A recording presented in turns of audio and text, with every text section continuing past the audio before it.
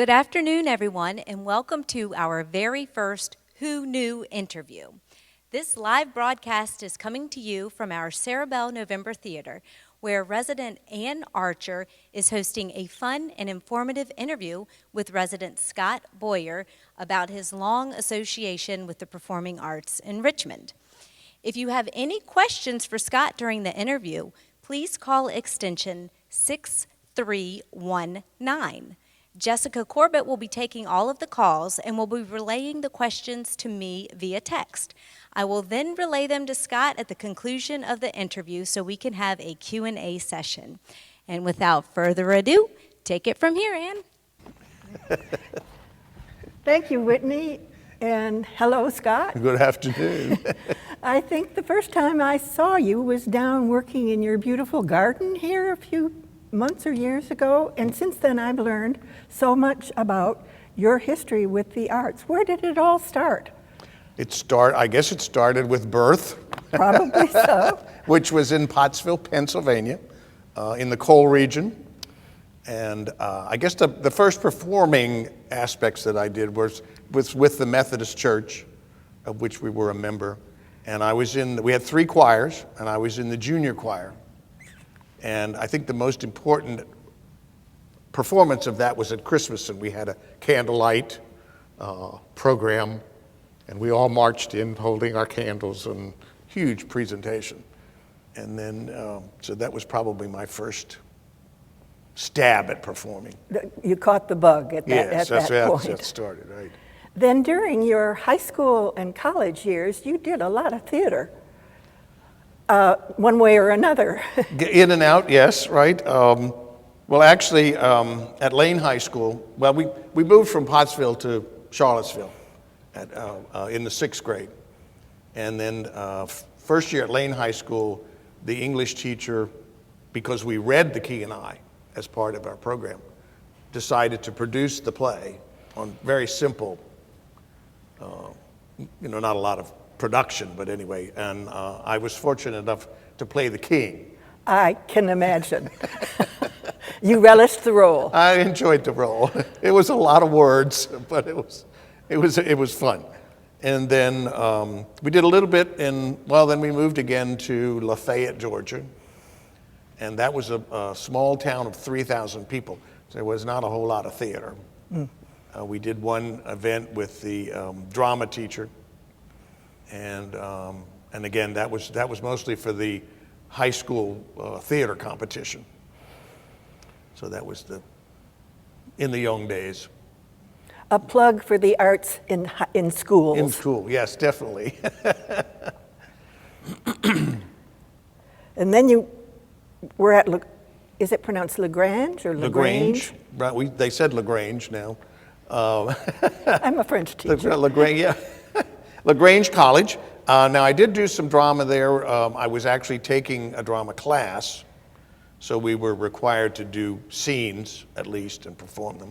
But then all the drama majors had to actually produce little sections. And so they were always coming to us and asking us to play a part or read a part. And then they also had a season of plays that they did, and I did the final scene from Who's Afraid of Virginia Woolf. That's a far cry from the King of Siam. Burton.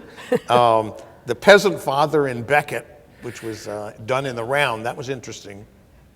Back then it was sort of a new thing to do. And then I was Zoltan Carpathy in My Fair Lady, of which I also designed the hats. The big, which was very interesting when we had the dress rehearsal. Everyone came out in their great big fancy hats, and the hat for the leading lady was so big you couldn't see her face. Ooh. So we had to make a few adjustments on that one, but in and out, yes, a lot of theater there. And what were you majoring in while you were doing the theater? While I was there, I was majoring in fine art, so not totally. And then you came on to VCU, RPI, VCU, also in fine arts. In fine art, right. What introduced you to dance, to ballet? How did you happen to enter that field? I was sharing an apartment And this was after graduation. And that fellow was in what was then the Richmond Ballet. And he came home one afternoon and he said, "Did you ever think about being in a ballet?" And actually, I never had thought about being in the ballet, but I had thought about dancing other than social dancing. Mm-hmm. And so I ended up being a father in the Nutcracker. And then one of the local Marion Meese, some people will still remember her, she offered a free class for the boys in exchange for being in her recital. And then it was there. And of course, once I had done the Nutcracker, I was interested in doing more. Mm-hmm. So needless to say, as a boy in the ballet, everybody wanted me to be in their piece, so it was downhill from there. What were some of the ballets you danced in? Oh, back then, a lot of it was, well, of course, I moved up as I was with the ballet longer. You know, I was taking class. And the nice thing, this is another side, the nice thing is as an adult, I was able to go to different studios and take whatever I wanted to do, you know, take different classes from different teachers. So I had a wide exposure to different teaching styles. And then we would do, we just did different ballets that were created for the company.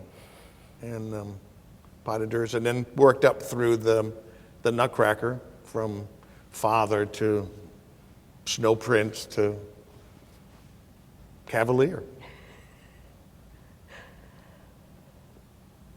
During this time, or when, or how did you start working with Robert Watkins and DeVoe Riddick in their theater world? Well, that was almost simultaneous with joining the company, because Robert was the artistic director and DeVoe Riddick was the technical director for the Richmond Ballet. For the Richmond, this was before professional Richmond Ballet? Yes, yes.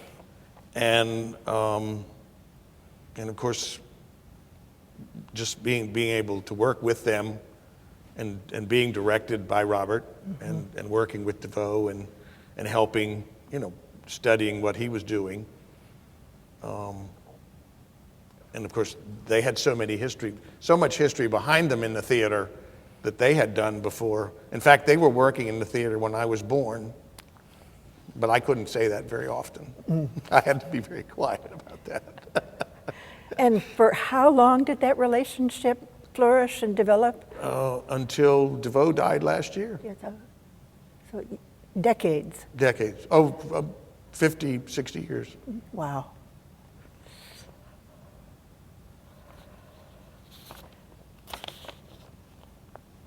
I think, was it in 1976 that you created your own ballet company? Yes.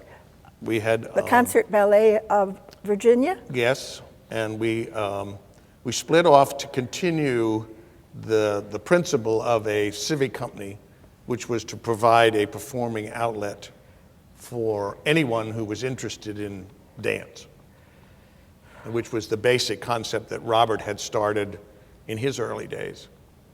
And then once we had set the company up, we invited Robert and DeVoe and Ellie Rennie, who was of all of the staff, to come with us and join that company.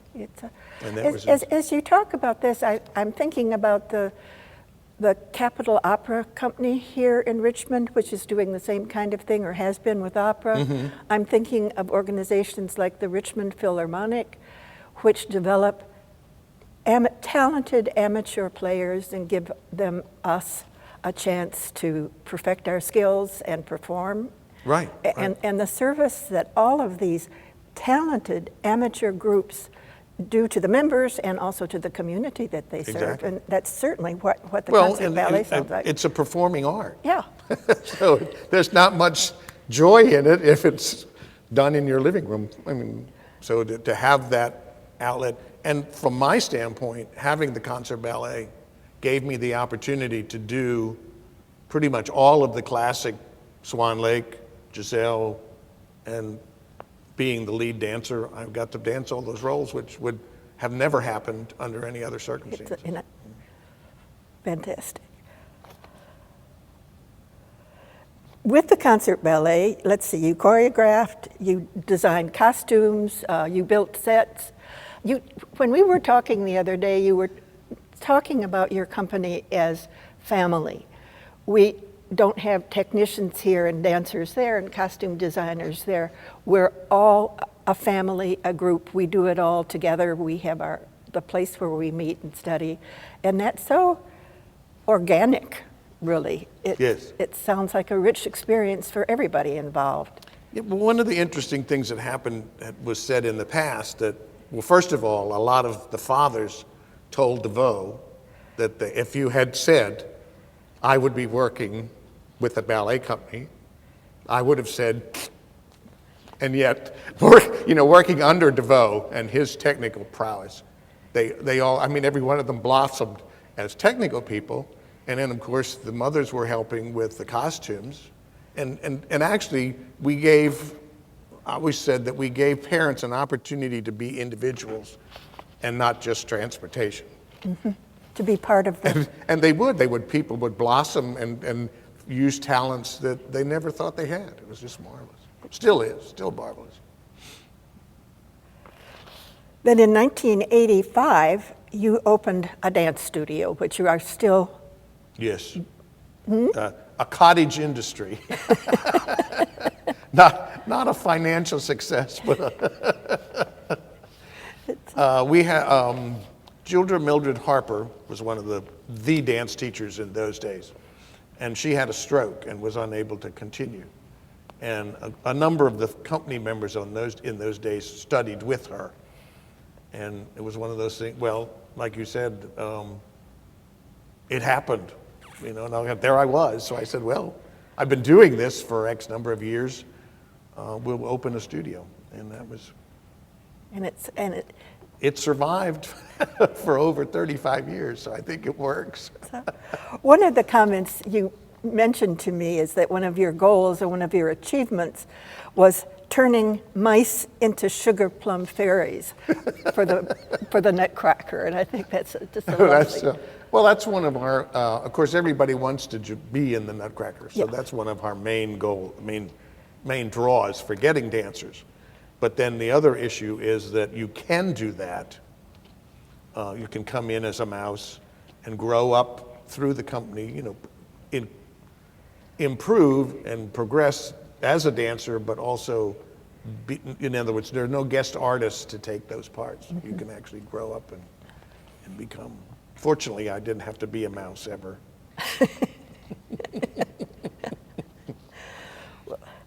That's just as well.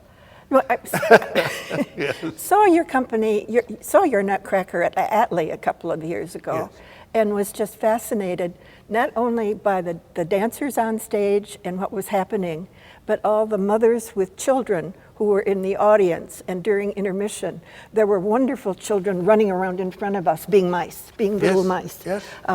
Every show. The whole experience of the performance throughout the theater. I should be down handing out audition notices.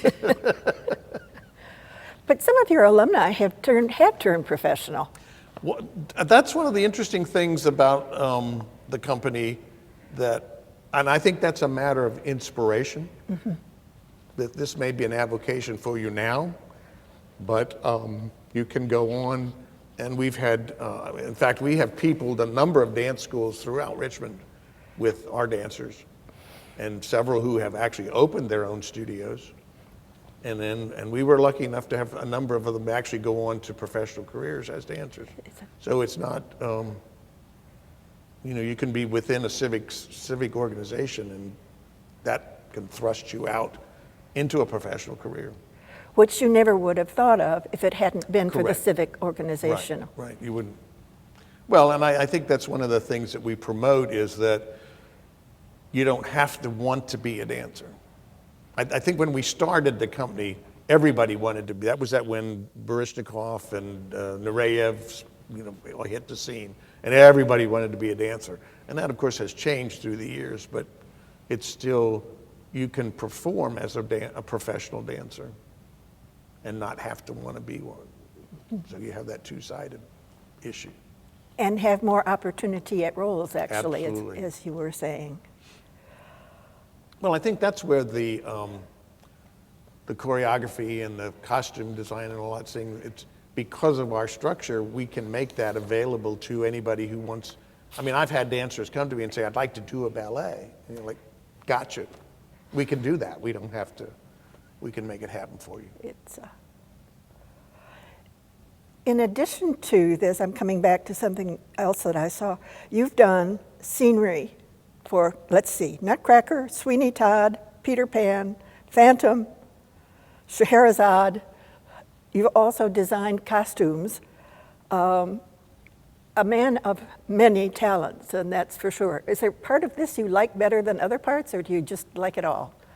I think it's the creating process. And that goes along with, you mentioned the garden. Mm-hmm. Mm-hmm. I mean, all of this is creating something in your head and committing it to a paper, say, and then actually making it happen. And all of those are that same issue of creating a thing. I'm going to ask you to mention just a little bit something that you told me when we talked earlier about your storage space in Ashland and how it's all filled with costumes and sets and. Well, when for years we were downtown, and we worked closely with Mitchell Canvas, who had restored the Empire Theater before. This was pre-Theater 4. And he would loan us, and different people would loan us storage spaces, which in most cases downtown then was kind of derelict. And we would always store all of our stuff, and we would have it covered in plastic and all this business. We finally got a warehouse out in Atlee, brand new warehouse, clean, had a sprinkler system. And 2 weeks later, we got a call from the fire department, said, you need to come out here. Well, the warehouse next door had caught fire. Oh. It didn't really burn everything, except the sprinkler system went off and wet everything. Well, when we arrived at the warehouse, everything was out in the parking lot drying. Oh, my heavens. So it was a question of, did we really need a new warehouse? But anyway, we then moved out into that space, and they're about 100 long by 25 feet wide, 20 feet tall. And so one of them, we naturally put the studio in the rehearsal space, and that has all the costumes in the back. And then we rented a second one because we had to put all the scenery in there. And then we rented a third one because we had to have some place to make the scenery. And then we hired a fourth one because we had to have some place for all the stuff that we use to make all this other thing. So we have 4 basically filled warehouses. But it's wonderful because if you need something, you just walk across the parking lot and get what you need. And you know where it is and what it is. Roughly, yes. Wow. Do you remember exactly when Belle was produced? Let's talk a little bit about Belle. Belle is a musical comedy written by a person many of us in Richmond know well, Ella Prince Trimmer Knox, and it gave you the opportunity to work with a star of the show who happens to be a resident here, who happens to be Joe Knox. And we have another star who lives here as well, and that's Suzanne Pollard. Absolutely. Who played the lead. Oh my gosh, that's right. I woke up in the middle of the night and went, oh my God, don't forget Suzanne. It was all built around her. That was exciting because Joe's sister was in music composition. That's not the name of the job, but anyway, she was from Nashville and had worked with a lot of country and western people. So we had the author of the play, and we had the music creator, and then all of these people working together. I mean, it was kind of like you were in one of the things that the author moved around to make the play happen. It was very exciting, and she did it in the Women's Club. I saw it, and I should have remembered that Suzanne was a star. She's one of my French students. But yeah, it was that was an exciting time. Yes. Oh, it was an exciting performance. It was really, certainly with ties Sadly, here she now. couldn't sell it to the Isabel Stewart Gardner Museum, but anyway, she did make an attempt. But they didn't, although they probably get a lot of things on a constant offer. But that was. But it was a wonderful play. Yeah. Yeah. I can't remember exactly when it was. Do you remember? No, a long time ago. Yes, before we were here. Like everything else. And now here you all are, like every institution in the world, I guess, figuring out how the Concert Ballet of Virginia is going to manage in the pandemic. Where are you now? What are you trying to do? What are your plans? Where might some of these things take place?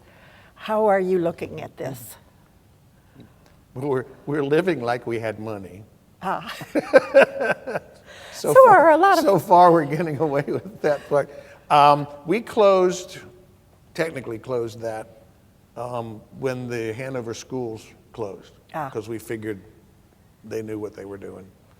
And everyone else was sort of closing up too, but we closed that shot the spring show and the summer show, and then the fall show all went downhill from there.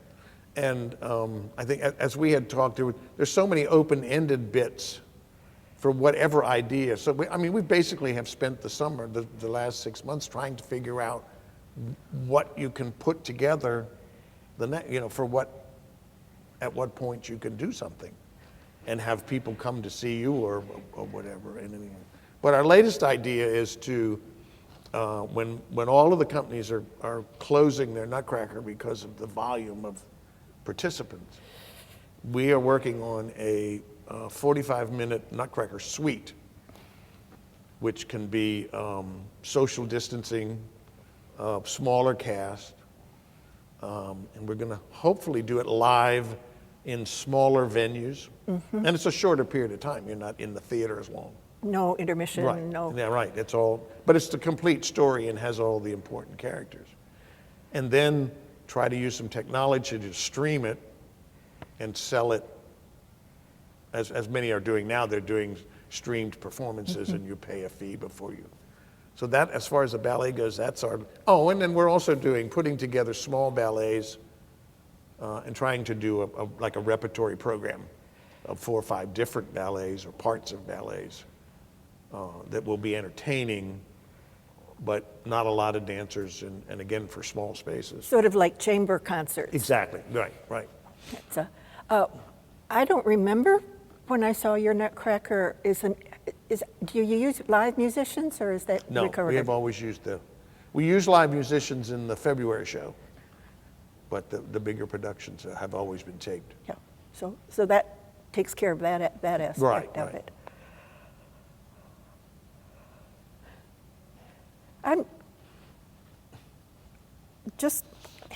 Have you any other thoughts that have come up to you during our discussion as you remembered Suzanne Pollard, some other memories that you would like to share?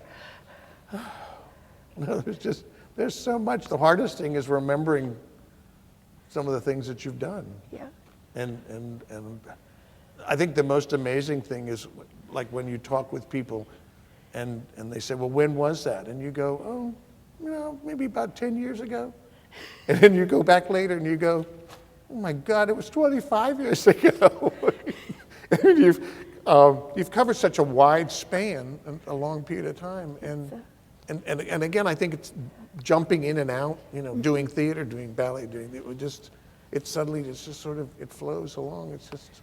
Well, one of the things that we've sort of overlooked in this discussion is what your day jobs might have been during this very creative period of your whole life. But I initially started working for an architect. And at one of when we had the gas crisis many years ago, the architectural field sort of bottomed out. And he didn't have any work. And so I sort of went on furlough for a while. And somebody, I had done a little design project. And he called me up and he said, would you like a job? I'm like, yeah, well, what? Doing what? And it was writing procedures, which I didn't know people got paid for. But it was based on the fact that when you do an artistic project, you have to follow a certain you do 1, 2, 3, 4, 5. And he said, that's exactly what you do when you write procedures. You have to determine what the different steps are. And that's how I ended up working for DMV. Although once they found out this thing and they found out this thing, I was writing procedures and doing interior design and space planning, and I was helping with when we would do conferences, helping them design layouts, and I mean, it was a fabulous career. It was 36 years. But again, based on, sometimes you think, well, what am I going to do with an art degree? Well, that's what you do. It really can modulate into all kinds of things. A combination of having the skills and being ready for what's coming around the corner that you don't even imagine, Right. but open to it and ready to do it. Who knew? That's very true. I didn't know. I assume there are people in our audience who can agree with us about the passage of time and the precarious world that we live in. But, and appreciate, I think a theme of this program has been the importance of the arts and creativity in whatever field for people who don't want to be professional, but we want to dance. I want to play my violin. I want to sing my aria and participate in this sort of thing. So, Yes, definitely. thank you. Okay, so now we have a couple of questions for you. So, it sounds like you have experience with teaching several different styles of dance. So, do you have a favorite one that you enjoy teaching? I think ballet is probably the best one. Okay. That's where I have my most experience. We've through the company we've done modern and we've done. The problem I have with modern is you have to be in it, and at this point, modern wears me out. I can do ballet from if I want to. I can sit in a chair and beat my stick on the floor, but the ballet is what I predominantly teach. Oh, and you're exactly right about modern. It is very exhausting. All right, another question just came in. How did you transition doing flowers here at Westminster Canterbury in the chapel? How did I end up at that? Yes. When I moved here to go to school, the Methodist church, the local Methodist church, was Pace Memorial, which had burned before I got here. So it was the small contemporary theater, chapel. And again, because it was a small church, you were able to go. I was just there, and I forget how I ended up doing. I did flowers there for years, a number of years, and the same sort of creative, not just two arrangements, but we did some really exciting things and different things because it was a small church, and they were. Not everybody liked what I did, but it was an opportunity to do that. And again, that was another art form, you're putting things together and then take one of these and one of those, and that's how, it's just, I've had an eye apparently for doing that sort of thing. So did someone know you had this eye, or did you volunteer? Oh, for here? Yes. Oh, someone told me that they... You were voluntold. Pardon me? You were voluntold. Yes. I found out later, I was like, oh, you're the one. Well, they're lovely, so thank you for sharing your Thank you, talents thank with you. us. It's a pleasure, absolutely pleasure. And aren't you developing a garden for someone else out in the West End, a friend? Over here on Lakeside, here's a 40-year-old story. When a friend of mine moved over here to Lakeside, I said, well, I'll give you a present. I'll design a garden layout for you in the yard. And 40 years later, when we got into the pandemic, it was like, well, maybe it's time to actually do the garden. So the minute we were allowed to leave campus, it was like, so I've been working on that almost a year and a half now. So it's a community garden? No, it's her personal it's garden. a personal garden. Yeah, in the front and the back, yeah. Wonderful. We You did a do it layout. all. I tell you. All right, so you were mentioning how much you love the creative process. So are you still doing any set design or costume design for the concert ballet? Or I'm trying to, well, the last thing was done for the February show. And since we haven't got anything going. Again, it's because of the structure of the company, we can put things together. See, we have almost 300 some ballets in the repertoire. And we have costumes and we have scenery for all of those.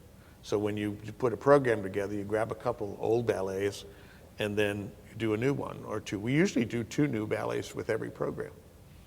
So unless somebody has, or someone wants to do a scenery or wants to do costumes, or I'll do scenery and then somebody else will do costumes, and we work often with one of the dancers who wants to choreograph. So I haven't done anything lately, but that's wide open for where we go. But the ideas are still spinning. Yeah, well, it's terrible, because you can be in the store and you pick up a piece of fabric and you go, hey, that would be, now all I need is a ballet to go with it. a pandemic to be over so we can have the ballets. Okay, so you are very well versed in the arts. Do you have a favorite ballet or play or just performance, and why would that be your favorite? Well, I did one of the plays I did.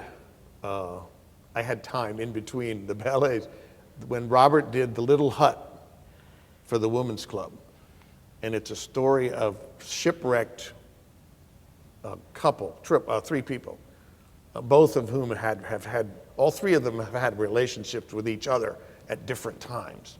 And they're shipwrecked and they build a little hut. And anyhow, to cut the story short, there suddenly appears a savage in a feather costume. Well, I was the savage in the feather costume. But it turns out that they think he's off the island. And he starts cooking for them and in between all the stuff. And they suddenly, one day they find out, he lets it slip, that he was the cook from the ship. The great comedy. But I enjoyed playing that part because all I had was feathers on. And he just sort of suddenly appears. You could get the audience, if each person was like, oh my God. But as far as the ballet goes, I think, I don't know, Swan Lake and Giselle, the real pure classic. Although we have a girl, Carolyn Mayhew, who is a wonderful choreographer, and her works were more on contemporary ballet, not modern per se. And her choreography was just, once you got it, it was just wonderful to dance. You just liked doing her pieces, and I've done them several times over the years. So.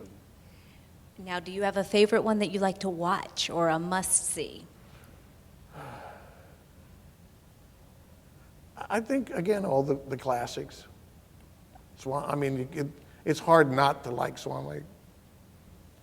Okay, well, so how about something a little more modern? Did you go see Hamilton? And if so... No, I did not see Hamilton. Didn't? No, I have not seen Hamilton. Okay, well, I think we're going to have to add that to your And to-do check list. that one out. Yes, it's got a little bit of No, everything. I'm not adverse to modern, and I enjoy. I'm not experienced enough. I feel not educated enough to critique it. For example, I can tell if something's enjoyable or not. So I don't mind watching. I enjoy looking at any choreography and any performance kind of thing. It's just that we kind of go, okay, yeah.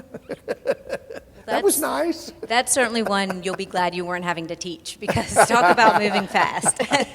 Oh yes. Well, some of the stuff, it's amazing today what people do physically, and even in the ballet, when you see what we call technique, and the structures of the bodies today, even from 25 years ago. If you look at ballet from the 40s, I was almost better than the 40s, And now you see they're almost like machines. It's just, and It's just amazing. And a lot of that is the balancing Right, effect. exactly, right. Well, you have shared so much with us, and we've learned so much about you, and I don't think you're going to be off the hook for doing flowers anytime soon, but we may be roping you into set design. So thank you for telling us about your talents, and I hope we haven't just added more to your agenda. It was a pleasure, a delight. Should I mention what's going to happen next month? Sure. What we hope to do with this series is change of pace, so have different backgrounds and different interests, hopefully one a month into as long as the pandemic goes and beyond. So our next speaker will be Christiane Rambo, who's a fairly recent resident who was a child in southern France and remembers being a child during the Second World War. Then luckily, through a very interesting life, came to retire from her final job, which was as head of the French department at collegiate school. So she'll be our next speaker, and then after that, who knows? But we're looking for, well, the truth of the matter is we're all pretty interesting people who live at Westminster Canterbury, but we're going to pick from the group and would be happy to interview volunteers so that we can share our experiences with our fellow residents. Thanks for this opportunity. Absolutely. Thank you both, and thank you all for watching. What a wonderful way to spend an afternoon and learn more about those Westminster Canterbury residents and friends. So thank you, and we look forward to having you with us next month.